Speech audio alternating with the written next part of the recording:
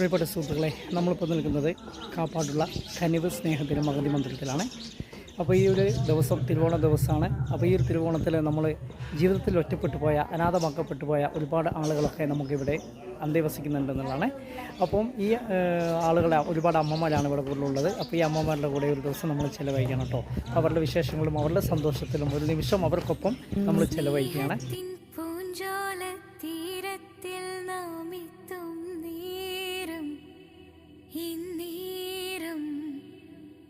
മോഹത്തിൻ പൂനുള്ളി മാല്യങ്ങൾ കോർക്കുന്ന കാലം പൂക്കാലം പൂജപ്പൂ നീ പൂജിപ്പൂ. അനാഥത്വത്തിൻ്റെ വേദനകളെ മറികടന്ന് അവർ പുഞ്ചിരിയോടുകൂടി ജീവിതത്തെ നോക്കി കാണുന്നു. ഏറ്റവും മികച്ച സുരക്ഷയും ഏറ്റവും മികച്ച പരിചരണവും കനിവ് ഇവർക്ക് നൽകുന്നു എന്നുള്ള